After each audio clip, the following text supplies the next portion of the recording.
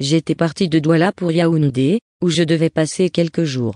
Une fois arrivé à l'hôtel où j'avais réservé, j'y avais fait la connaissance d'un homme qui travaillait dans un organisme international. C'était un Béninois basé à N'Djamena, une personne plutôt cultivée, bref, un gentleman.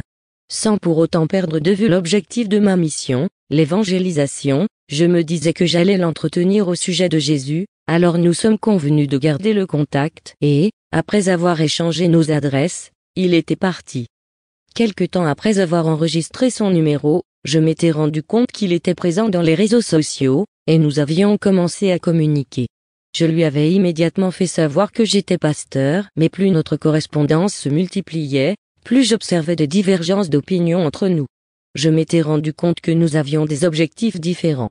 Lui, était persuadé qu'il avait fait une conquête féminine de plus, tandis que pour ma part, je croyais avoir déniché quelqu'un de plus à évangéliser.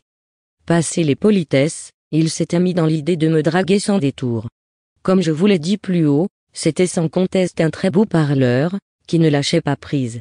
C'était un homme cultivé et, d'habitude, j'aimais cette qualité chez les gens.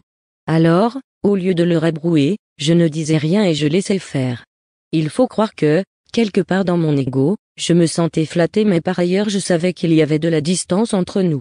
Cette relation restait donc dans le cadre d'un bavardage sans conséquence, car, de là à passer à l'acte, j'aurais eu le temps de réagir.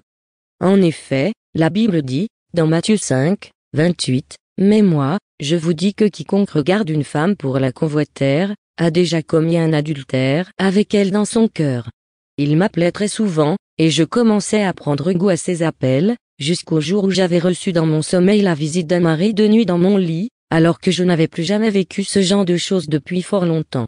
J'avais alors cessé de répondre à ses appels après lui avoir déclaré calmement que j'étais une femme mariée et que je ne pouvais pas tromper mon époux, puisque ce dernier savait où est, par-dessus le marché, il me rendait heureuse.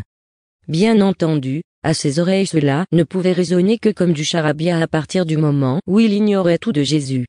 Pourtant, j'étais contente parce que le diable avait une fois de plus échoué dans ses manœuvres à mon encontre.